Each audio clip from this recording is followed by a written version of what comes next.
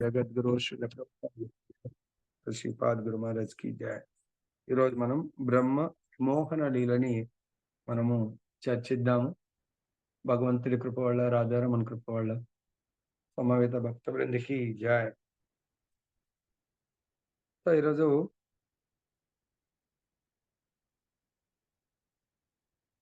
భగవంతుడి యొక్క మాయ వల్ల ప్రతి ఒక్కరు కూడా మోహానికి గురయ్యే అవకాశం ఉంటుంది అన్నట్టు. దాంట్లో ఎవరు కూడా ఎక్స్క్యూజ్ ఉండదు. ఎందుకంటే ఈ బ్రహ్మాండంలో ఎవరైతే జన్మిస్తారో వాళ్ళందరూ కూడా 4 దోషాలతో జన్మిస్తారు. సో మాక్సిమం ప్రతి ఒక్కరు కూడా సత్వగుణంలో ఉంటారు. సో సత్వగుణానికే పరిమితం అవుతారు. శుద్ధ సత్వంలో అనేది చాలా రేర్. శుద్ధ భక్తులు మాత్రమే ఉండగలుగుతారు. సో ఎవరైతే సత్వగుణంలో ఉంటారో వాళ్ళు తప్పకుండా మోహానికి గురి కావాల్సి వస్తుంది, గురి అవుతారు. ఆ మోహముకు ఎందుకు గురి అవుతారంటే ఈ భౌతిక ప్రపంచంలో భౌతిక దేహాన్ని ధరించిన వాళ్ళు 4 రకాలైనటువంటి ఏమంటారు దోషాలు. 4 రకాలైనటువంటి దోషాలేంటి? భగవంతుడి యొక్క దివ్యమైనటువంటి లీలలు అర్థం చేసుకోలేక ఆయన భ్రాంతికి గురవుతాడు.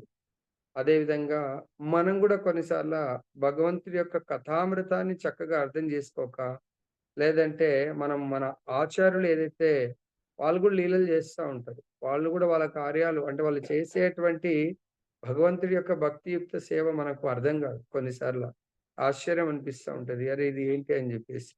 సో మనం అర్థం చేసుకోవాలి అంటే ఆ లెవెల్‌కు మనము భక్తిలో ప్రమోట్ అవ్వాలి. అప్పుడు అర్థం చేసుకోగలుగుతాం.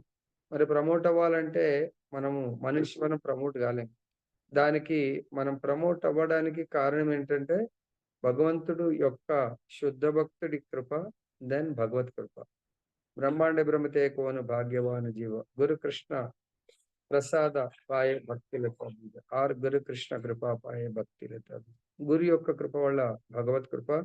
సో వీళ్ళిద్దరి కృప ఉందంటే ఎవరు ఇంకా మోహానికి గురి కాదు. సో ఇక్కడ చూద్దాం బ్రహ్మ ఎందుకు అలా జరిగిందంటే మనందరము ఈ ప్రపంచంలో ఈ విశ్వంలో ప్రతి ఒక్కరు కూడా ఈవెన్ దేవతలకు కూడా సరైన అవగాహన ఉండదు.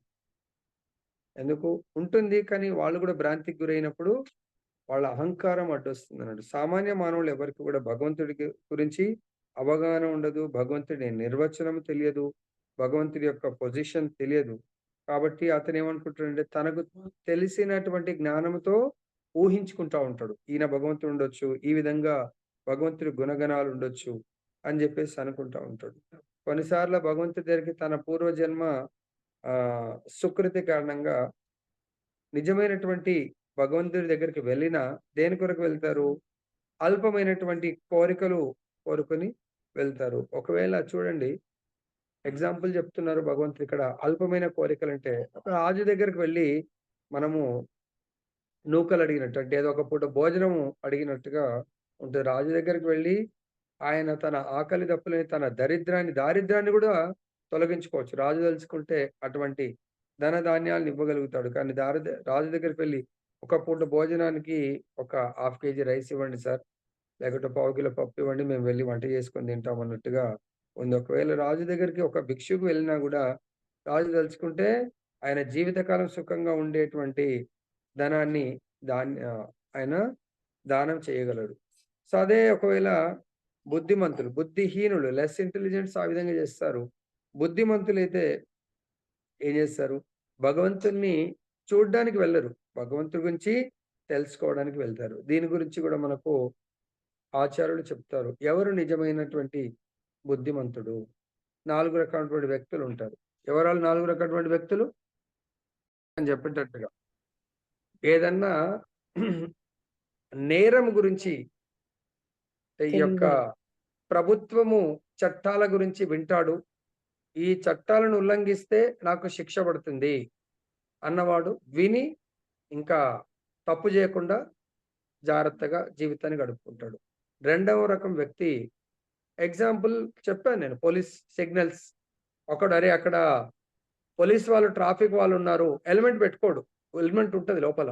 విన్నాడు ట్రాఫిక్ వాళ్ళు ఉన్నారు సార్, పట్టుకొని చాలానే ఇస్తున్నారు. సరే అని చెప్పేసి హెల్మెట్ హాయిగా పెట్టుకుంటాడు. దర్జాగా పోతాడు. అదే పక్కవాడు విన్నాడు, పట్టించుకోలేదు. ఇద్దరు వెళ్ళిండ్రు. ఈయనేమో ఈయనని ఆపలేదు. డైరెక్ట్ వెళ్ళిపోయారు. ఆ పక్కవాడిని ఆపారు. చలాన్ వేశారు. ఇద్దరు ఫ్రెండ్సే. ముందుకు వెళ్ళినంత అనవసరంగా రూ. 1000 పడ్డది బాసు అంటాడు. అర్థమైంది. అంటే ఒక్కడేమో విని వేరే వాళ్ళు చెప్తున్నారు. అటు నుంచి అపోజిట్ డైరెక్షన్‌లో వచ్చేటోళ్ళు. సార్ అక్కడ పోలీసోళ్ళున్నారు పట్టుకుంటారు సార్ జాగ్రత్త హెల్మెట్ పెట్టుకోండి అని చెప్పేసి. ఇంకొకడు పట్టించుకోలేదు. వాడికి చలాన్ పడ్డది. ఓకే. ఇంకా ఒకడేమో విని తప్పు చేయకుండా జాగ్రత్త పడ్డాడు. రెండవ వ్యక్తి వాడికి చూస్తాడు. రెండవ వ్యక్తి నలుగురు వ్యక్తులు వెళ్తున్నారు వీళ్ళు. ఒకడే విని ఇమ్మీడియేట్‌గా పెట్టుకున్నాడు. రెండో వ్యక్తి దూరం నుంచి అమ్మ ఉన్నారని చెప్పేసి ఆపి హెల్మెట్ పెట్టుకున్నాడు. చలాన్ పడలేదు ఆళ్ళిద్దరికీ. మూడో వ్యక్తి వీళ్ళిద్దరు పిచ్చోళ్ళు నన్ను పట్టించుకుంటుర్రా అని చెప్పేసి వెళ్ళిపోయిండు. ఈళ్ళిద్దరిని పంపించేసిర్రు. మూడో వ్యక్తిని ఆపిర్రు. చలాన్ పడ్డది. తర్వాత ఇంకా ముందుకు వెళ్ళిన తర్వాత అప్పుడు ఈ ముగ్గురు గూడా ఆల్రెడీ విన్నాడు, చూసాడు, అనుభవించిండు. నాలుగో వ్యక్తి అక్కడ పట్టించుకోలేదు. శిక్ష అనుభవించి ఇద్దరిని అనుభవించిన తర్వాత గూడా మళ్ళీ దొరుకుతున్నాను. నెక్స్ట్ గూడా అనుభవించడం జరిగింది. అంటే నలుగురు వ్యక్తుల్లా ఇట్లా వెళ్తున్నారు ఫ్రెండ్స్. ఒక్కడేమో వినంగానే అక్కడే బండి ఆపి ఇచ్చేసాడు. రెండవ వ్యక్తి ఇంకా వాళ్ళకి దగ్గరకు వెళ్ళిన తర్వాత చూసి హెల్మెట్ పెట్టుకొని ద ఆయన ఆహ్, పోలీస్ వాళ్ళ యొక్క అనుకుందాము. ఆ శిక్షని తప్పించుకున్నాడు. మూడో వ్యక్తి, నాలుగో వ్యక్తి ఇద్దరు పట్టుబడ్డారు. ఇద్దరు శిక్షను అనుభవించారు. మూడో వ్యక్తి ఇంక ముందు గూడా చలాన్స్ పడతాయి గాబట్టి హ్యాపీగా హెల్మెట్ పెట్టుకొని వీళ్ళు ముగ్గురు ఇంక హెల్మెట్ పెట్టుకొని పోతా ఉన్నారు. నాలుగో వ్యక్తి ఈసారి దొరికాను నేను ముందు దొరుకుతానా అని చెప్పి వెళ్ళాడు. మళ్ళీ శిక్ష అనుభవించాడు. సో, అదే విధంగా ఇక్కడ గూడా మనకు ఒకసారి మనకు గుర్తొచ్చింది ఈ మానవ జన్మ తీసుకున్నామంటే దయచేసి ఇంత మనం వింటున్నాము. మరి మనం ఏ కోవలోకొస్తాం మనం ఇప్పుడు? రావాలనుకుంటున్నాం. ఆచార్యులు మనకు చెప్తున్నారంటే they are coming from Goloka. గోలోకం నుంచి వచ్చారు అంటే దే నో ఎవ్రీథింగ్. సో, కాబట్టి ఎట్లయితే అపోజిట్ డైరెక్షన్‌లో పోలీస్ వాళ్ళున్నారు, లేకపోతే చెక్ పాయింట్ ఉంది, చెక్ పోస్ట్ ఉంది. ఎవ్రీథింగ్ వాళ్ళు చూసి చెప్తున్నారు కాబట్టి మనం నమ్మాలా. సో, అదే విధంగా ఆచార్యుడు శాస్త్ర విధి విధానాలు చెప్తున్నారంటే వాళ్ళు అనుభవపూర్వకంగా చెప్తున్నారు కాబట్టి దాన్ని విని మనల్ని మనం మార్చుకోవాలా. మార్చుకోకపోతే అట్‌లీస్ట్ చూసన్నా మారాలా. అది గూడా మారకపోతే అనుభవించి అంటే ఈ జన్మ పోతది. నెక్స్ట్ జన్మకు పోస్ట్‌పోన్ అన్నట్టు. అంతే గదా! అనుభవించడము అంటే ఈ జన్మ అనుభవించి కష్టాలు నెక్స్ట్ జన్మకు పోస్ట్‌పోన్ చేసుకుంటామంటే మీ ఇష్టం. ఇంకా అక్కడ గూడా మనం మారలేమంటే మనల్ని ఎవడు ఉద్ధరించలేడు. అలానే ఎన్ని వందల, వేల జన్మలు మనకు పట్టిందో ఈ స్థితికి రావడానికి. కాబట్టి ప్రతి ఒక్కరు గూడా వినాల మరి. అసలు వినకపోతే లాభం ఉండదు. కాబట్టి ప్రతిరోజు భగవంతుడి యొక్క కథామృతాన్ని విని మనల్ని మనము మార్చుకోవడానికి ప్రయత్నం చేద్దాం. కాబట్టి ఇక్కడ ఏమంటున్నారు? బుద్ధిమంతులు భగవంతుని చూడడానికి బదులు అంటే చూసి మారుతాను అనడానికి బదులు వినడానికి వాళ్ళు శ్రద్ధ చూయిస్తారు. భగవంతుని గురించి తెలుసుకోవడానికి ప్రయత్నిస్తారు. భాగవతంలో మొదటి శ్లోకంలో కూడా ఉంది. ముహ్యంతి యస్ సూరయ ఎవరి ప్రభావం చే మహామునులు తర్వాత దేవతలైనా కూడా మోహానికి గురవుతారో అటువంటి దేవదేవునికి నా వందనములని జెప్పేసి భాగవతంలో మనకు బోధిస్తున్నారు. దేవతలు గాని, మహర్షులు గాని భగవంతుడు అంటున్నారు. నా ఉత్పత్తి లేదా విభూతులను పూర్తిగా తెలుసుకోలేరు. భగవంతుడి గురించి పూర్తిగా తెలుసుకోవడం అనేది ఇంపాసిబుల్. ఎవ్వరు గూడా తెలుసుకోలేరు. ఎందుకు? భగవంతుడి యొక్క నిత్య సేవకుడు అనంత శేషుడే భగవంతుడిని సంపూర్ణంగా తెలుసుకోలేకపోయాడు. ఆ లీల గూడా అనంత శేషుడు అంటే బలరాముడి అవతారంలో దీంట్లో గూడా వస్తుంది. బలరాముడు గూడా అర్థం చేసుకోలేకపోతాడు. ఒకానొక పాయింట్‌లో. అర్థమైందా? అన్నిటికీ భగవంతుడే మూలమని భగవద్గీతలో గూడా మనకు చెప్పడం జరిగింది. అంటే దేవతలకు, మహర్షులకు ఈ మొత్తం సృష్టికే భగవంతుడు మూలము. మనకు 10వ అధ్యాయము 8వ శ్లోకంలో చెప్పడం జరిగింది. ఏంటా శ్లోకం? అహం సర్వస్య ప్రభవో మత్త సర్వం ప్రవర్తతే ఇతి మత్వా భజంతే మాం బుధా భావా సమన్విత. సో నేనే ఈ 2 భౌతిక, ఆధ్యాత్మిక సృష్టిలకు సర్వకారణ కారణుణ్ణి. ఈ విషయాన్ని తెలుసుకున్నటువంటి బుధజనులు అంటే తెలివిగల వాళ్ళు నన్నే సేవిస్తారు. ఈ విషయాన్ని తెలుసుకోలేని వాళ్ళు ఇతరులను గూడా సేవిస్తారు. కానీ ఇక్కడ నిన్నటి భగవద్గీత ప్రకారం దయచేసి అర్థం చేసుకోండి. మీరు ఎవ్వరిని సేవిస్తున్నా ఆ సేవించాలనే శ్రద్ధ ఆ భక్తి ప్రవృత్తులన్నీ గూడా భగవంతుడి యొక్క కృప వలనే మనకు లభ్యమవుతున్నాయంట. సరే మీరు మీ ఇష్ట దైవాన్ని సేవించాలి అనుకున్న భగవంతుడు దాంట్లో అంతరాయం కలిగించడు, ఇన్వాల్వ్ గాడు. కానీ ఆ రూట్‌లో వెళ్ళడానికి కూడా శ్రద్ధ ఉండాల. శ్రద్ధని భగవంతుడు కల్పిస్తున్నాడు. బుద్ధిని భగవంతుడు కల్పిస్తున్నాడు. అక్కడ గూడా భగవంతుడినే గుర్తు చేసుకోవాలి మనము. ఇక్కడ భగవంతుడు గుణాతీతుడు. అంటే త్రిగుణాలకు అతీతుడు. ఎందుకు? భగవంతుడు విశుద్ధ సత్వంలో ఉంటాడు. అంటే భగవంతుడి యొక్క దేహానికి, భగవంతుడికి తేడా ఉండదు. మనము దేహాలను మారుస్తున్నాము కాబట్టి, ఈ భౌతిక దేహం ఎప్పుడైతే తీసుకుంటామో, ఈ భౌతిక దేహము త్రిగుణాలతో కూడుకొనుంది. త్రిగుణాలతో బందీ అవుతుంది. భగవంతుడు ఎప్పుడొచ్చినా తన స్వదేహంతో వస్తాడు. ఇక్కడ ఈవెన్ తల్లి గర్భంలో ఎంటర్ అయినా గూడా, ఆ తల్లి భగవంతుడికి ఈ భౌతిక దేహాన్ని ఇవ్వదు. భగవంతుడు తన సచ్చిదానంద దేహంతోనే అవతరిస్తాడు. తర్వాత ఈ దేవతల్లో చెప్తున్నారు ఎక్కువ మట్టుకు సత్వగుణంలోనే ఉండడం జరుగుతుంది. కాబట్టి అప్పుడప్పుడు వాళ్ళు పొరపాటు చేస్తా ఉంటారు. అంటే వాళ్ళకు కూడా భ్రాంతి కలుగుతుంది. ఆ భ్రాంతి కలగటము దేవతల్లో ఈ యొక్క జీవులలోనే మొదటి జీవి బ్రహ్మ. బ్రహ్మకు కూడా భ్రాంతి కలిగింది. ఆ భ్రాంతినే బ్రహ్మ విమోహన లీల అంటారు. అది ఎలా జరిగింది? ఎందుకు జరిగింది? దాని యొక్క వృత్తాంతం ఏంటి అంటే, ఇక్కడ భగవంతుడు చెప్తున్నాడు. భగవంతుడు కృష్ణావతారంలో ఎంతోమంది రాక్షస సంహారం చేయడం జరిగింది. దాంట్లో అఘాసుర వధ లీల జరిగిన తర్వాత దేవతలందరూ అఘాసురుని సంహరించిన తర్వాత దేవతలందరూ చాలా ఘనమైనటువంటి ఆ! గొప్ప ఫెస్టివల్‌ని చేస్తా ఉన్నారు. ప్రతి లోకంలో స్వర్గలోకంలో తర్వాత మహర్లోక, జనలోక, తపోలోక ఈవెన్ బ్రహ్మలోకంలో గూడా అందరూ చాలా గొప్పగా భగవంతుడిని కీర్తిస్తూ, భగవంతుడి గుణగణాలను కీర్తిస్తూ చాలా ఆడంబరంగా భగవంతుని ఆ ఫెస్టివల్ చేస్తా ఉంటారు. అఘాసురవధ. అయితే బ్రహ్మదేవుడు "అరే! ఇదేంటి ఏం చేస్తున్నారు వీళ్ళు" అని జెప్పేసి ఎంక్వైరీ జేస్తే అప్పుడు ఇలా భూలోకంలో భగవంతుడు అఘాసురుడి వధ. అఘాసురుడు అంటే ఒక పర్వతంలాగా అంటే ఒక పెద్ద పర్వతము ఒక గుహలాగా ఉంటది. 2 ఆయన నోరు ఇట్లా తెరిస్తే పెద్ద పర్వతంలాగా అనిపిస్తుంది. ఆ లోపట పెద్ద గుహ అదొక యాస్ ఇఫ్ పెద్ద హైవే లాగానే ఉంటుంది. అదేదో అఘాసురు అంటే ఒక పాము అన్నట్టు. అనిందా. అప్పుడు బ్రహ్మ గూడా అరే! దీన్ని తెలుసుకోవాలి ఏంటి నిజంగా ఇలా జరిగిందా అని జెప్పేసి టెస్ట్ చేయడాని కొరకు బ్రహ్మ రావడం జరుగుతుంది. అన్ని లోకాల్లో జరుగుతా ఉంటుంది. ఇంత గొప్పగా ఫెస్టివల్ జేస్తున్నారేంది? అసలు దీనంతటికి కారణం ఏంటి? కనుక్కుందాం అని జెప్పేసి బ్రహ్మకు అనుకుంటాడు. ఈ కారణం ఎవరు అనేది.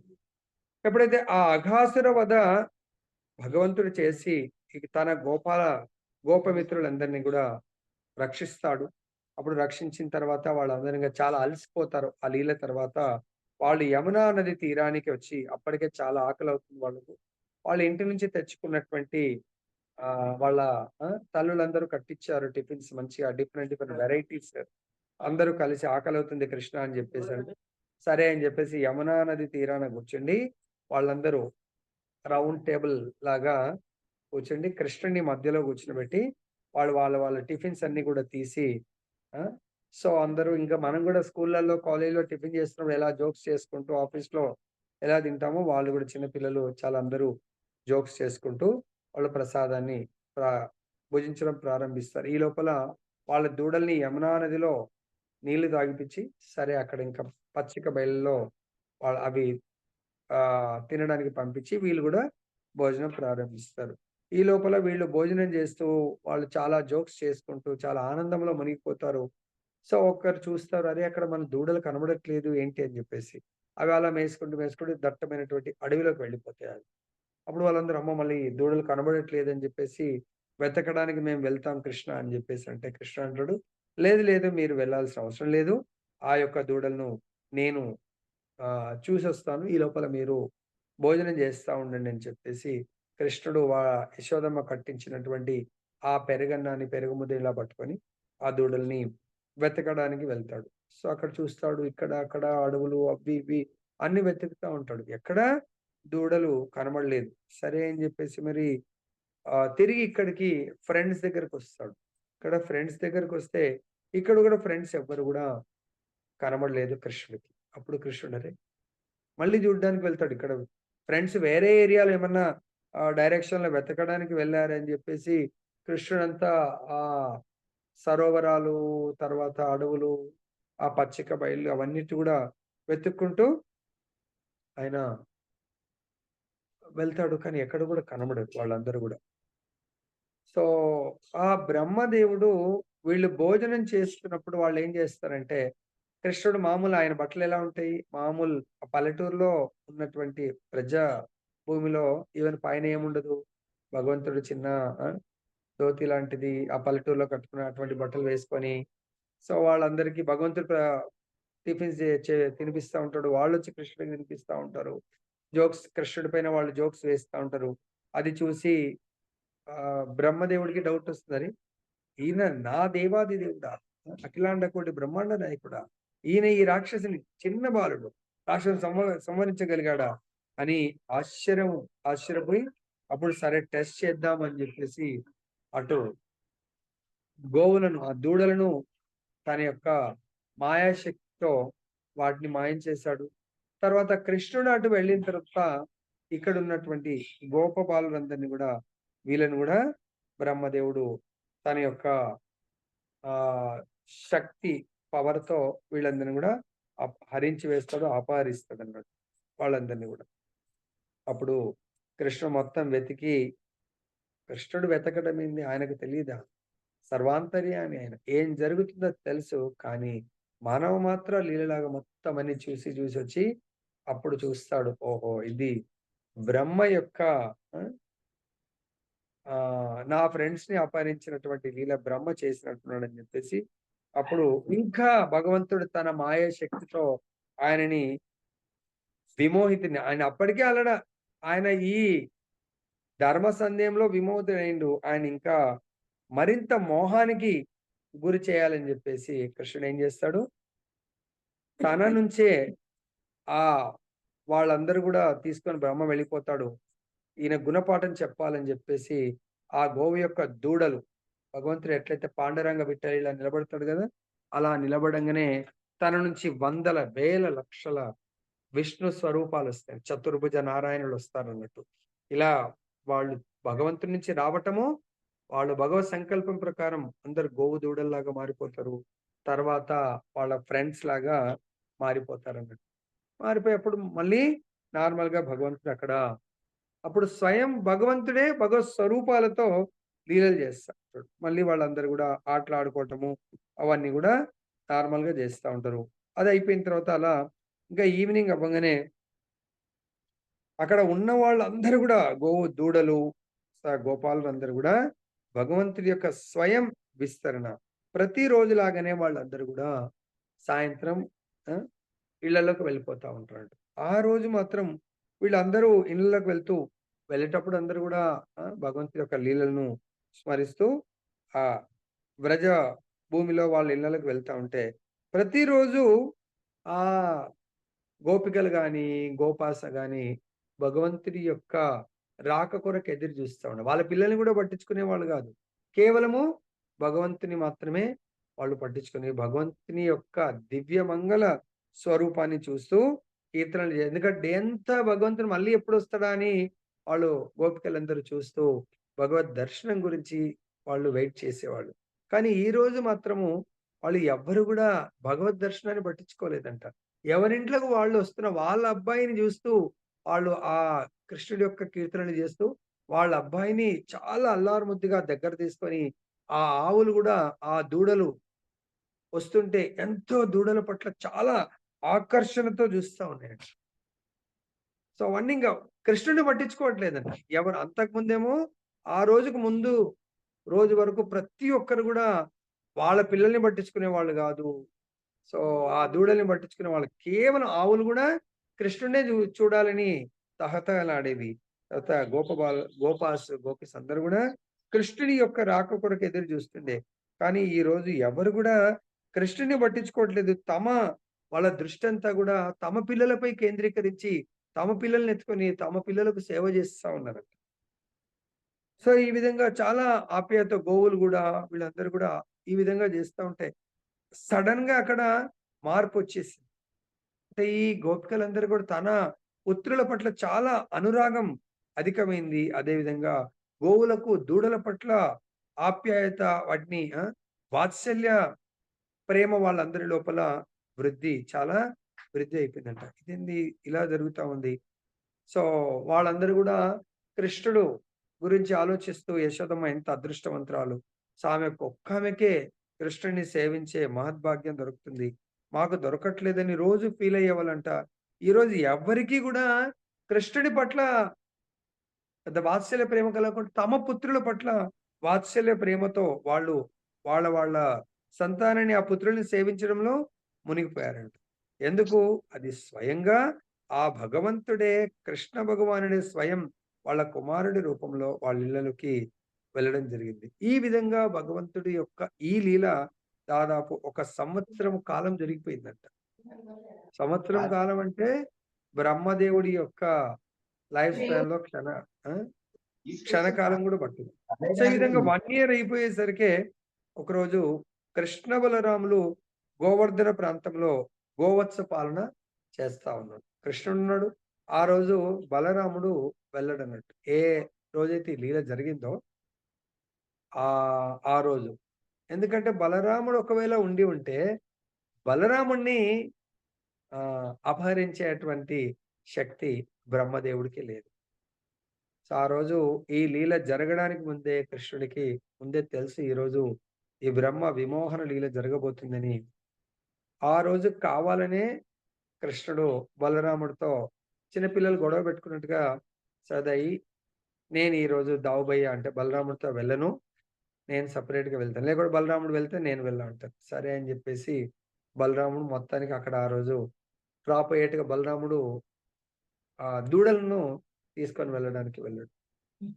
సో, కాబట్టి ఆ ఒక్కరోజు మిస్ అవుతాడు. ఆ ఒక్కరోజే ఈ లీల జరుగుతది. ఆ లీల జరిగి కూడా 1 ఇయర్ అయిపోతుంది. అప్పుడు అక్కడ ఉన్నటువంటి ఆ గోపబాలురు, గోవత్సలు అన్నీ గూడా కృష్ణుడే కాబట్టి, ఆ గోవులు గోవర్ధన పర్వతంపై గడ్డి మేస్తున్నాయి. కానీ గోపాలురు వాటిని కాపలా గాస్తున్నారు. కొండ మీద ఉన్నటువంటి గోవత్సాలు గోవత్సలను చూసి అనూహ్యంగా పరుగులు తీస్తూ కిందకి రాసాగాయి. అంటే గోపాలుడేమో గోవులను గాస్తున్నారు. కృష్ణుడు వీళ్ళందరూ చిన్న పిల్లలు గాబట్టి, వీళ్ళు గోవు యొక్క దూడల్ని గాస్తా ఉన్నారు.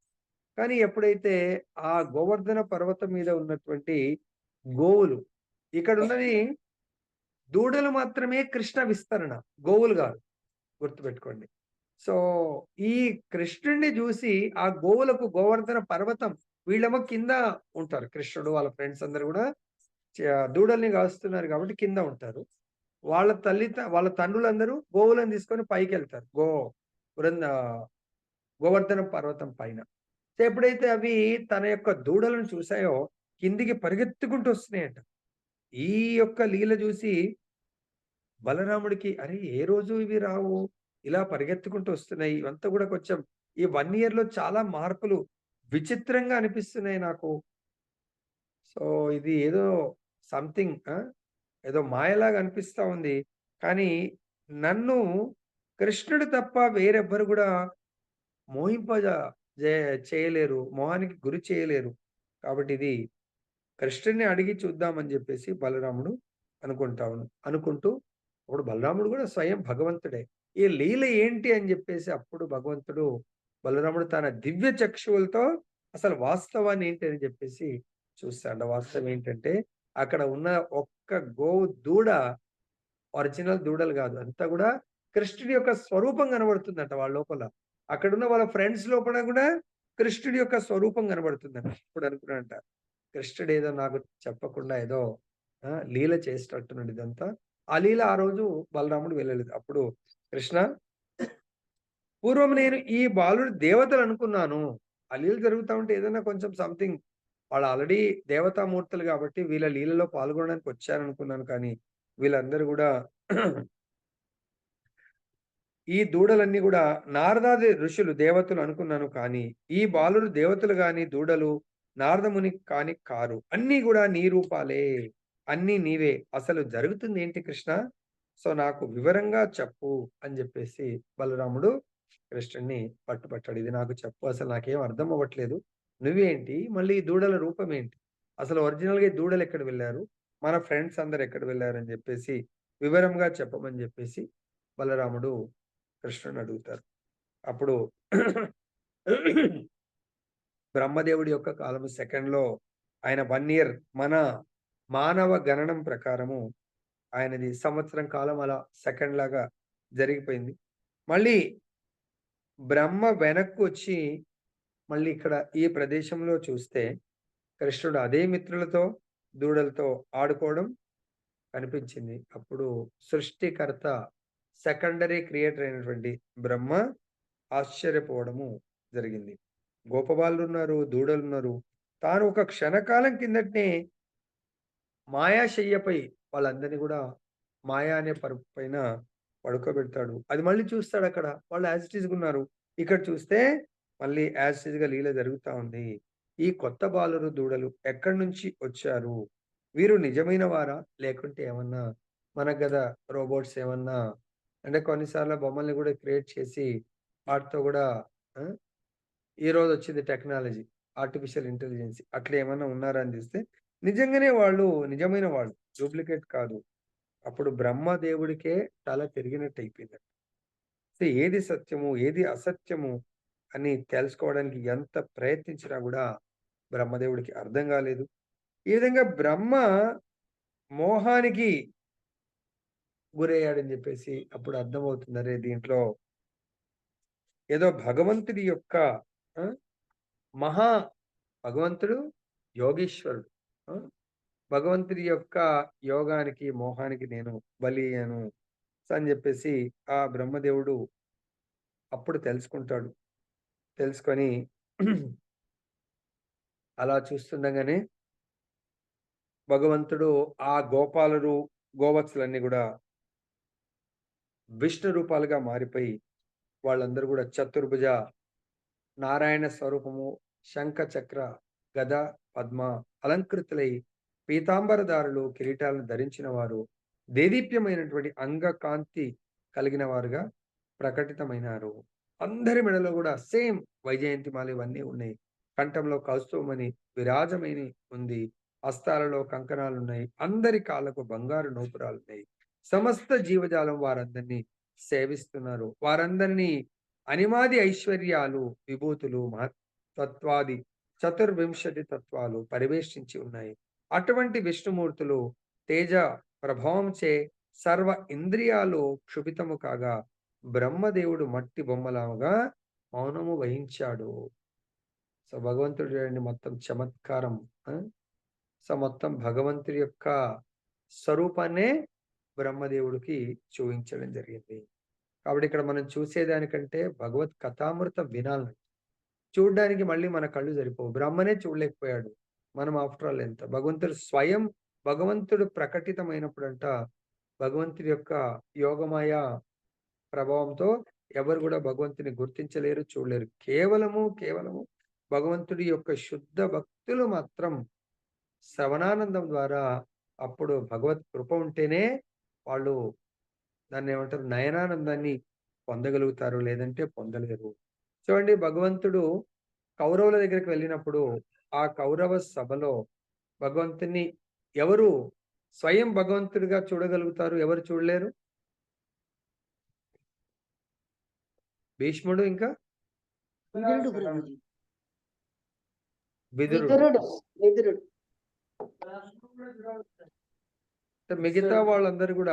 మిగతా వాళ్ళు అంటే వీళ్ళు డైరెక్ట్ ఆయనని సాక్షాత్ భగవంతుడిగానే గుర్తిస్తా ఉంటారు. ఎవరు? విదుడు, విదురుడు, భీష్ముడు. మిగతా వాళ్ళకి భగవంతుడు అనుగ్రహం ఉంటే చెప్పలేము స్పెషల్ ఇది ఉంటే, కానీ వీళ్ళు direct by default is supreme personality అని జెప్పేసి గుర్తించగలుగుతారు. అర్థమైందా? సో, కాబట్టి ఇక్కడ గూడా మనము దేనివల్ల భగవత్ కథామృతం వల్లనే భగవంతుని దర్శనం చేసుకోగలుగుతాం గానీ, భగవత్ కథామృతం లేకుండా భగవంతుని మనము దర్శనం చేసుకోలేము. తర్వాత అటువంటి విష్ణుమూర్తుల తేజ ప్రభావంచే సర్వ ఇంద్రియాలు క్షుభితం కాగా బ్రహ్మదేవుడు మట్టి బొమ్మలాగా మౌనం వహించాడు. ఇదంతా ఏమిటి అని అతడు పదే పదే తలుస్తూ దేనిని చూడలేకపోయాడు. అప్పుడు దేవదేవుడైన శ్రీకృష్ణుడు తన పునర్జీవితుడైన చందముగా అతడు లేచి నిలబడ్డాడు. విశ్వం మళ్ళీ కనిపించింది. బృందావనము కనిపించింది. గోపాల వ గోవత్సల కొరకు ఇంకా వెతుకుతున్న కృష్ణుడు కూడా కనిపించాడు. ఇది చూడగానే చతుర్ముఖ బ్రహ్మగా నేరుగా వచ్చి శ్రీకృష్ణునికి సాష్టాంగ దండ ప్రణామం కావించాడు. అప్పుడు భగవంతుడు తన తప్పు తెలుసుకొని భగవంతుడికి సాష్టాంగ దండవత్ ప్రణామాలు అర్పించి అప్పుడు తన ఆనంద, ఎందుకంటే మొత్తం భగవంతుడి యొక్క లీల, భగవంతుడి చతుర్భుజ నారాయణుడి యొక్క దర్శనము బ్రహ్మకు దొరికింది. మామూలుగా అయితే బ్రహ్మ ఈ కృష్ణుడి అవతరణకు ముందు భూదేవి మొరబెట్టుకుంటే క్షీరసాగరం దగ్గర వెళ్ళి ఆ ఆయన ఎంత స్తుతించినా కూడా పురుష సూక్తంతో భగవంతుడు దర్శనమియ్యడు. కానీ కేవలము ఆయన హృదయానికి మెసేజ్ పంపిస్తాడు దర్శనం. కానీ ఇక్కడ భగవంతుడి స్వయం భగవంతుడి యొక్క గొప్ప దర్శనముకి గురయ్యాడు. దర్శనం దొరికింది బ్రహ్మదేవుడికి. అప్పుడు ఆ భగవంతుడికి సాష్టాంగ దండవత్ ప్రణామం చేసిన తర్వాత కృష్ణుడు ఒక చెట్టుని ఆనుకొని నిలబడి ఎడమ చేతిలో పెరుగన్న బుద్ధ ఉన్నది, కుడి చేతిలో ఆ దేవదేవుడు చెట్టు కొమ్మ పట్టుకుని ఉన్నాడు. ప్రియమైన మురళి అతని నడుములో జనపబడి ఉంది. బ్రహ్మదేవుడు ఆ దివ్యమంగళైన రూపాన్ని చూసి పరవశుడయ్యాడు. ఆనంద పారవశ్యంతో జాలువారుతున్నట్టు కన్నీళ్లను అతడు తుడుచుకుంటూ గద్గద వాక్కులతో కృష్ణుని స్తుతించడం మొదలు పెట్టాడు. సో మన వల్ల కూడా తప్పులు జరుగుతుండొచ్చు. సో కానీ ఆ తప్పుని తెలుసుకొని బ్రహ్మదేవుడి వల్ల కూడా తప్పు జరిగింది. భగవంతుడు ఏం చేస్తాడు? భగవంతుడి యొక్క సేవకులలో ఆది సేవకుడు, మొదటి సేవకుడు బ్రహ్మదేవుడు. ఈ విషయంలో బ్రహ్మ మొదటి జీవి, మొట్టమొదటి సేవకుడు. అటువంటి వాడి వల్లనే తప్పు జరిగింది. ఓకే. మనతో కూడా దీని వల్ల తెలుసుకోవాల్సింది ఏంటంటే మనతో కూడా తప్పులు జరుగుతాయి. ఇమ్మీడియట్ గా తప్పు తెలుసుకున్నప్పుడు అప్పుడు బ్రహ్మదేవుడు ఏం చేస్తున్నాడు? భగవంతుణ్ణి స్తుతిస్తా ఉన్నాడు. ఏమని? దేవా నీవే ఏకైక పూజనీయ భగవంతుడివి. ఇది బ్రహ్మదేవుడు చేస్తున్నాడు. దీన్నే మనం ఏమంటాము? బ్రహ్మ సంహిత. బ్రహ్మదేవుడి యొక్క స్తుతి. మనం కూడా అలా భగవంతుని ఇంత స్థుతి తెలుసుకున్నా మనం భగవంతుడి పొజిషన్ ని నమ్మలేకపోతున్నామంటే మనం ఇంకా కూడా భ్రాంతిలో ఉన్నట్టు. అర్థమైందా? నీవే ఏకైక పూజనీయ భగవంతుడివి, నీకు నా వందనములు. ఓ వ్రజ రాజసుతుడా, నీ దేహము నవీన మేఘములాగా శ్యామల వర్ణంలో ఉంది. నెమలి పింఛముతోనూ పీతాంబరంతోనూ విరాజమానమై ఉన్న నీవు బెత్తమును కొమ్మును ధరించిన వాడవై చేతిలో అన్నపు ముద్దను పట్టుకున్నావు. నీ ప్రీత్యదము నేను చేసే స్తుతిని ఆలకించవలసిందిగా నా మనవి. సో భగవంతుణ్ణి స్తుతిస్తూ మరి దాన్ని స్వీకరించాలా వద్దా అనేది భగవంతుడి మీద. దయచేసి నా యొక్క స్తుతిని స్వీకరించండి అని వేడుకోవాలి. మనం కూడా బ్రహ్మ సంహితను మనం కూడా చదువుతాం. అటువంటి మూడ్లో మనం భగవంతుణ్ణి స్తుతించాలి. మనం భగవంతుని మందిరానికి వెళ్ళినప్పుడు కూడా ఆ విధంగా ప్రేయర్స్ చేయాలి భగవంతుణ్ణి. భగవంతుడి ఆనందపడే విధంగా ప్రేయర్ చేయాలి. భగవంతుడు సంతోషపడే విధంగా కీర్తన చేయాలి. భగవంతుడు శ్రవ శ్రవణానందం కర్ణ అంటే చెవులకు విందుగా అనిపించే విధంగా మనం కీర్తన చేయాలా. భగవంతుడి యొక్క కథామృతాన్ని చదవండి. స్వాధ్యాయ యజ్ఞం అంటే మనము ఆ భగవంతుడి యొక్క కథామృతాన్ని యొక్క నాలుకకు ఆనందాన్ని ఇచ్చే విధంగా కీర్తన చేయాలా. చెవులకు ఆనందే విధంగా దాన్ని శ్రవణం చేయాలా. కృష్ణ ఎవరైతే తమ తమ ఆశ్రమ స్థితులలోనే నిలిచిన వారై జ్ఞాన మార్గాన్ని విడిచిపెట్టి మనోవాక్కాయములతో నీ రూప లీలాదుల వర్ణనను ఆదరిస్తూ స్వయంగా నీ చేతను, నీ విశుద్ధ భక్తుల చేతను వర్ణితమైనట్టి నీ కథలకు తమ జీవితాన్ని అంకితం చేస్తారో వారు ముల్లోకాలలో అజితుడమైనప్పటికీ నిక్కముగా నిన్ను జయిస్తారు. చాలా అద్భుతమైనటువంటి సందేశం ఇది. బ్రహ్మదేవుడు చెప్తున్నాడు. ఏమంటున్నాడు? ఎవరైతే తమ తమ ఆశ్రమ స్థితిలోనే నిలిచిన వారై, మనందరం కూడా ఏ ఆశ్రమంలో ఉన్నాము? కొంతమంది గృహస్థాశ్రమం, కొంతమంది బ్రహ్మచర్యాశ్రమం, మరి వానప్రస్థ ఆశ్రమంలో ఎవరు ఉన్నారో తెలియదు, సన్యాసాశ్రమం. ఎవరి ఆశ్రమంలో వాళ్ళు ఉన్నా కూడా జ్ఞాన మార్గాన్ని విడిచిపెట్టి మనోవాక్ కాయములతో నీ రూప లీలాదుల వర్ణలను ఆదరిస్తూ స్వయంగా నీ చేతను ఎందుకు జ్ఞాన మార్గాన్ని విడిచిపెట్టమన్నారు అనుకోండి. అంటే ఇప్పుడు మనం గదా గూగుల్‌లో ఏదైనా లొకేషన్ కొడితే గూగుల్ ఆ లొకేషన్‌కి తీసుకెళ్తది. జ్ఞాన మార్గం యొక్క లొకేషన్ నిరాకార బ్రహ్మజ్యోతి. అంటే అంతా కూడా భగవంతుడి నిర్ణయమే అన్నట్టు. కేవలము జ్ఞానమే నాకు కావాలా? జ్ఞానం ద్వారా మనకు వైరాగ్యం రావాలా? జ్ఞాన వైరాగ్యం ద్వారా మనకు భక్తి రావాలా? భక్తి లేకుండా కేవలం జ్ఞానము కొంతమంది వైరాగ్యం ఉంటది. వాళ్ళు భక్తియుక్త సేవ చేయరు. చాలామంది ఇంట్లో ఫెడప్ అయిపోయి ఇదేంతని చెప్పేసి ఎక్కడో ఇంటిని వదిలేసి ఏదో ఆశ్రమంలో జాయిన్ అయిపోవాలనుకుంటా ఉంటారు. బాధలు భరించలేక. లేకుంటే ఎక్కడో ఇల్లొదిలేసి దేశాటన కొరకు ఇంకెక్కడికో వెళ్ళిపోతా ఉంటారు. That is not correct. అర్థమైందా? భగవద్ జ్ఞానంతో వైరాగ్యం రావాలే తప్ప ఇంట్లో సమస్యలతో వైరాగ్యము, ఇంట్లో సమస్యలతో ఇంకేదో ఎన్నో చెడు చేస్తా ఉంటారు.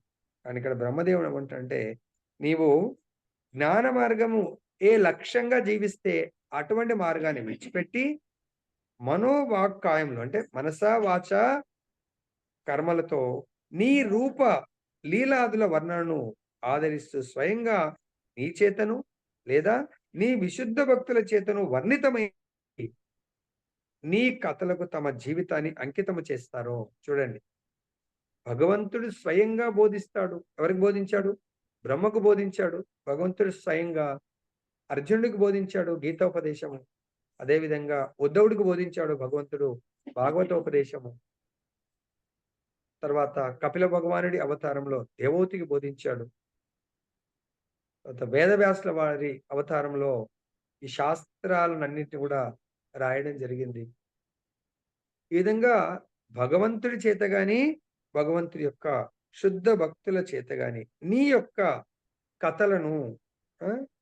ఎవరైతే వర్ణిస్తారో వాటిని వినడానికి కొరకు వర్ణితమైన నీ కథలకు తమ జీవితాన్ని అంకితం చేస్తారో చూడండి మన జీవితం మరి భగవత్ వినడానికి కాదు.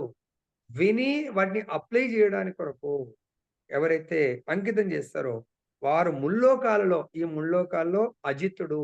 భగవంతుని ఎవ్వరూ జయించలేరు. కానీ నీ భక్తులు మాత్రం ఈ విధంగా ఈ ఫార్ములా ఎవరైతే జ్ఞాన మార్గమే లక్ష్యం అనుకుని జీవించే వాళ్ళు కాకుండా, జ్ఞాన మార్గం కాకుండా భక్తి మార్గాన్ని లక్ష్యంగా ఎవరైతే జీవిస్తారో వాళ్ళు చాలా భక్తి మార్గం అంటే భగవత్ కథ, నామ, రూప, గుణ లీలలను ఎవరైతే లీలల కొరకు తమ జీవితాన్ని అంకితం చేస్తారో వాళ్ళు ఈ ముల్లోకాలను జయించడం చాలా దూరం మాట. కానీ భగవంతుణ్ణి మాత్రం చాలా సులభంగా జయించగలుగుతారు అని బ్రహ్మదేవుడు చెప్తున్నాడు. మరి అలా జయించినటువంటి వాళ్ళు ఎవరైనా ఉన్నారా? భగవంతున్నే జయించినటువంటి భక్తులు చరిత్రలో బలిచక్రవర్తి ప్రభుజీ. బలి చక్రవర్తి తన యొక్క ఏ భక్తి ద్వారా ఆయన జయిస్తాడు? బలి చక్రవర్తి ఏ భక్తి చేస్తాడు? నవదా భక్తులు ఏ భక్తి చేస్తాడు? ఆత్మ నివేదన. సో కాబట్టి భగవంతుడు తనను తాను సమర్పించుకుంటాడు.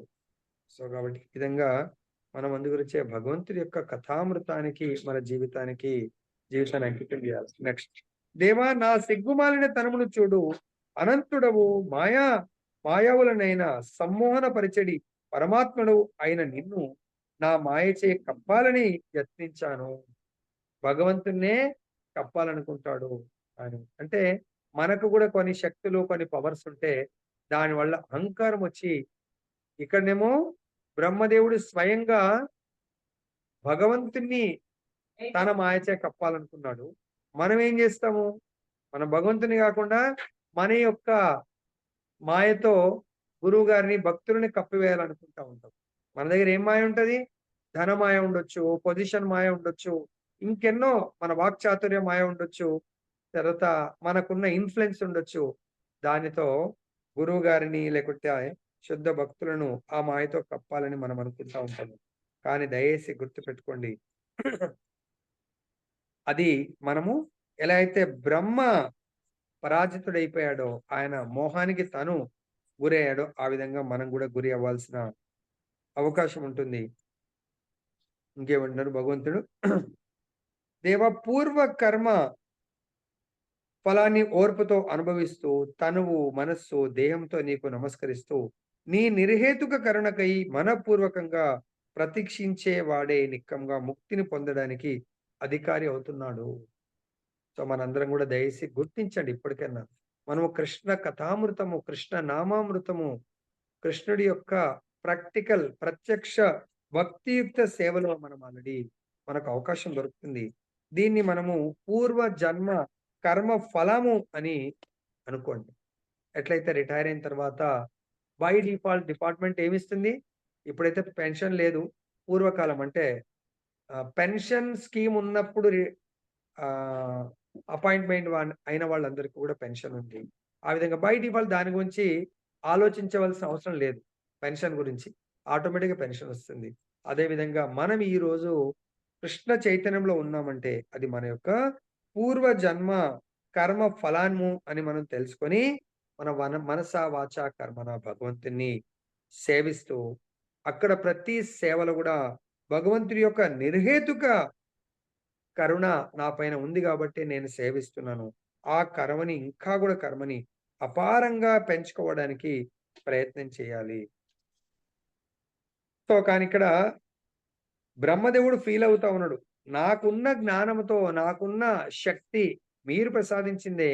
కానీ అది నేను మర్చిపోయి నా శక్తితో మిమ్మల్నే మాయకు గురి చేయాలనుకున్నాను. కాబట్టి నేనెంత తెలివి తక్కువ వాడిని. మనం గూడా అలా ప్రయత్నం చేస్తూ ఉంటాం. భక్తులను గూడా మెస్మరైజ్ జేయడానికి ఈవెన్ గురువు గారి పైన గూడా మన యొక్క తెలివితేటలను, మన యొక్క ఆహ్, మన దగ్గర ఉన్నటువంటి శక్తితో గురువుగారిని, భక్తులని చేయడానికి ప్రయత్నం చేస్తే, అలాంటిది మన వల్ల కూడా తప్పులు జరుగుతాయి తెలుసుకొని, బ్రహ్మదేవుడు ఎలా అయితే వెళ్లి, "ప్రభు నా వల్ల తప్పు జరిగింది" అని వేడుకుంటున్నాడో, మహాగ్ని సన్నిధిలో నేను చిన్న నిప్పురవ్వ వంటి వాడును కదా! భగవంతుడు పెద్ద అగ్నిగోళము. దాంట్లో నేను చిన్న నిప్పురవ్వ. అదే విధంగా మన ఆచార్యుడి దగ్గర కూడా బ్రహ్మ ఇది మనకొక లెసన్ నేర్పించడాని కొరకు ఈ యొక్క లీల జరిగింది. మనం గూడా అలాంటి ఆహ్, విస్మృతికి తర్వాత మోహానికి గురయ్యే ఛాన్స్ ఉంటుంది. మోహానికి గురై బ్రహ్మ మళ్ళీ రియలైజ్ అయ్యి దగ్గరకొచ్చాడు. కానీ మాత్రం మనం చాలా దూరంకి వెళ్ళిపోతాం. అపార్థం చేసుకొని. అలా వెళ్ళకండి. నెక్స్ట్. నందుడు, గోవులు, ఇతర ప్రజవాసులు ఎంతటి పరమ భాగ్యవంతులో కదా! పరమానంద మూలమైనట్టి పరతత్వము, నిత్య పరబ్రహ్మము వారికి మిత్రుడైన కారణంగా వారి అదృష్టానికి అద్దే లేదు.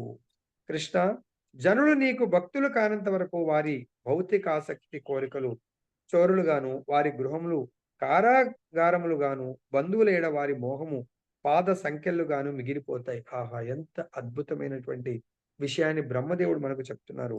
కృష్ణుడికి చెప్తున్నారు. కృష్ణ, జనులు నీకు భక్తులు కానంత వరకు చాలా శ్రద్ధగా వినండి దయచేసి ఇది. భగవంతుడి భక్తులు కానంత వరకు భగవంతుడే మనం లేదు నేను కృష్ణుడికి ఇప్పుడే కానండి. కొంచెం టైం కేటాయిస్తాను మిగతా టైం. నా ఇష్టాదైవం నుండి వేరే వాళ్ళది. ఓకే. నేను గూడా ఏమనట్లేదు.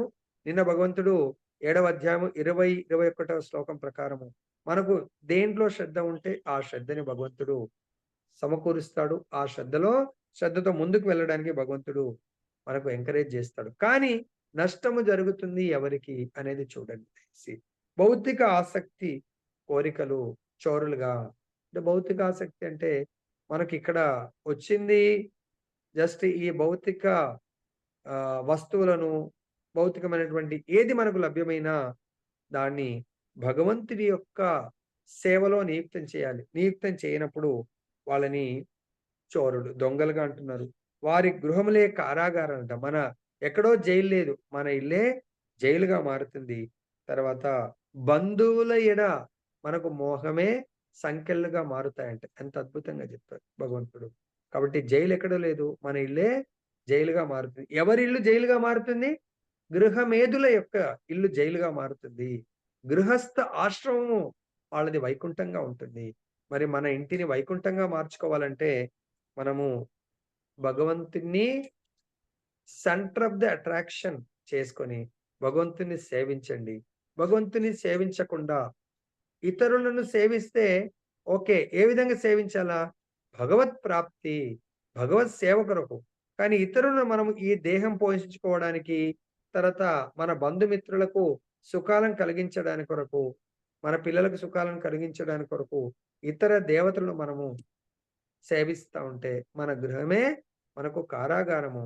మనం ఎవరి కొరకైతే ఆ పూజలు చేస్తున్నామో వాళ్ళే మనకు ఆ మోహం మనకు సంకెళ్ళుగా మారిపోతుందని బ్రహ్మదేవుడు చెప్తున్నాడు.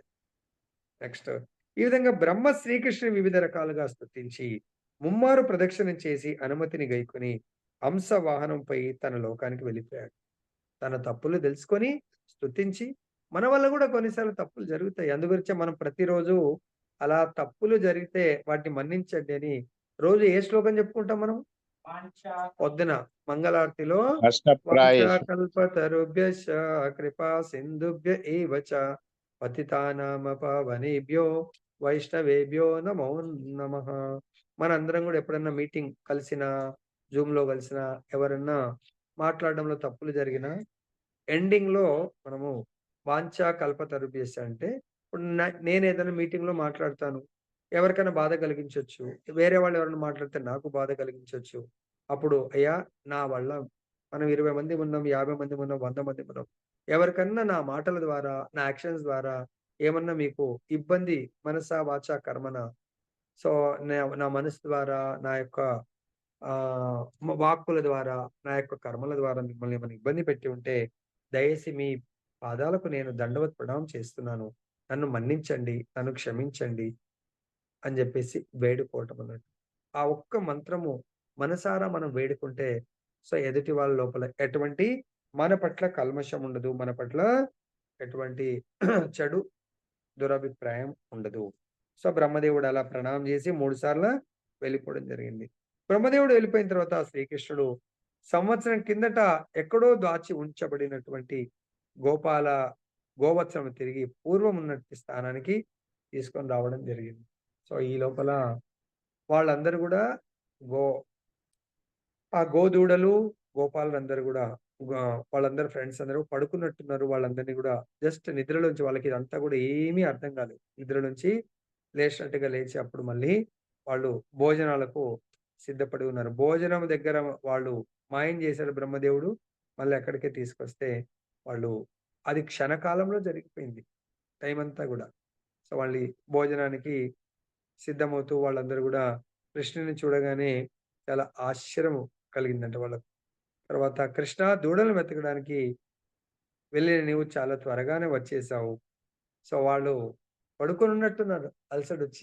కృష్ణుడు దూడల్ని వెతకడానికి వెళ్ళి తొందరగా వచ్చామంటే మన పీరియడ్‌లో 1 ఇయరు కానీ వాళ్ళ కాల ప్రభావం వాళ్ళ మీద లేకుండా ఉండింది. కాబట్టి త్వరగా వచ్చామని చెప్పేసి వాళ్ళు కృష్ణుడితో అంటా ఉన్నారు.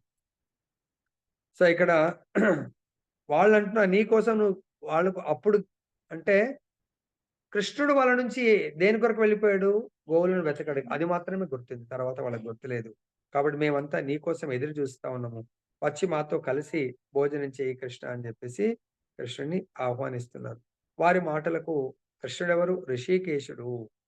సో, నవ్వుకొని వారితో కలిసి ఎందుకంటే వాళ్ళు కృష్ణుని సేవించాలని అహర్నిశలు తపిస్తా ఉంటారు. వాళ్ళతో కలిసి భోజనం చేయడము ఆరోబి ఆర ఆరంభించాడు.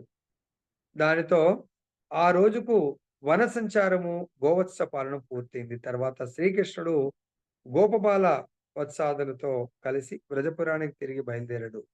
దారిలో ఆ దేవదేవుడు అఘాసురుని ఎండిన చర్మాన్ని చూపించాడు. వ్రజానికి చేరిన గోపబాలులందరూ ఉత్సాహంతో కీర్తన చేస్తూ ఈ రోజు శ్రీకృష్ణుడు మహాసర్పాన్ని చంపి మమ్మల్ని కాపాడాడు అని తెలియజేశారు. ఆ సమయంలో కొందరు బాలురు శ్రీకృష్ణుని యశోదానందుడని మరికొందరు నందనందుడని కూడా తన ఫ్రెండ్స్ అందరూ కూడా రక్షించాడు కాబట్టి కీర్తించడం ప్రారంభించారు. తర్వాత శ్రీకృష్ణుని యథారూపంలో దర్శించిన మహనీయులు ఈ జగత్తులోని సమస్త స్థావర జంగమాలను భగవద్ రూపములుగా చూస్తారు. వారు దేనిని శ్రీకృష్ణునికి అన్యంగా చూడరు. విశ్వాసానికి ఆశ్రమైన వాడు మురారిగా సుప్రసిద్ధుడు అయిన శ్రీకృష్ణుని పాద పద్మ నౌకను ఆశ్రయించిన వాళ్లకు సంసార సాగరము దూడ గిట్ట ముద్రలో ఉన్న జలం వలనే ఉంటుంది. వారి గమ్యస్థానము వైకుంఠధామమే గాని అడుగడుగునా ప్రమాదాలు పొంచి ఉన్నట్టి భౌతిక జగత్తు కాదు. గోపబాలులతో కూడి మురారి వర్ణించిన అగాసుర వధ, గడ్డిపై కూర్చుండి చెద్దులారగించడము, దివ్య రూపాలను ప్రదర్శించడం వంటి అద్భుతమైన లీలలను బ్రహ్మదేవుడు చేసిన స్తోత్రమును ఎవరైతే వింటారో అటువంటి వారి సమస్త కోరికలు తప్పక తీరుతాయి. ఇది సుఖదేవ గోస్వామి పరీక్షిత్ మహారాజ్‌తో చెప్తున్నారు. సమస్త కోరికలు మనకు కూడా మనందరి యొక్క కోరికలను ఎవరు నెరవేరుస్తారో భగవంతుడు నెరవేరుస్తారు. కాబట్టి కేవలము ఈ అఘాసుర అంటే బ్రహ్మ విమోహన లీల, అఘాసుర వధ ఎవరైతే శ్రవణం చేస్తారో వాళ్ళకు సమస్త కోరికలు మన లోపల ఎన్నో కోరికలు ఉన్నాయి. అవి తీరట్లేదు. ఎంతోమంది దేవుళ్ళకి మొక్కుతున్నాము. పూజలు చేసి తీరట్లేదు. కానీ కేవలం ఈ యొక్క లీల భగవంతుడి యొక్క లీల వినడంలో ఎంతో మందికి కోరికలు తీరడమే కాదు, వాళ్ళ జీవితంలో ఎన్నో బాధలు, ఎన్నో కష్టాలొస్తా ఉంటాయి. ఆ కష్టాలన్నీ గూడా భగవంతుడు ఇక్కడ చెప్తున్నారు. ఈ సంసార సాగరంలో మనం ఈదటం చాలా కష్టం కాబట్టి, చాలా సులభమైన మార్గం ఏంటంటే, భగవంతుడి యొక్క పాద పద్మ నౌకను ఎవరైతే ఆశ్రయిస్తారో, ఆ నౌకను ఆశ్రయించిన వరకు ఈ సంసార సాగరము కేవలము ఒక దూడ గోవత్సము దూడ యొక్క గిట్ట సైజ్ ఎంతుంటదో, దాంట్లో వాటర్ పోస్తే దాన్ని దాటడం ఎంత సులభమో, ఆ విధంగా సులభంగా దాటగలరు. ప్లస్ వాళ్ళ కోరికలన్నీ గూడా భగవంతుడు నెరవేరుస్తాడని మనకు బోధిస్తున్నాడు. జై బలో బ్రహ్మ విమోహన లీలాకి జై. గ్రంథరాజ్ శ్రీమద్ భాగవతం की जय श्री श्री राधा रमन लाल की जय जगन्नाथ बलदेव सुभद्रा माई की जय गौर निताय भगवान की जय जगत गुरु श्रील प्रभुपाद की जय श्री श्रीपाद गुरु महाराज की जय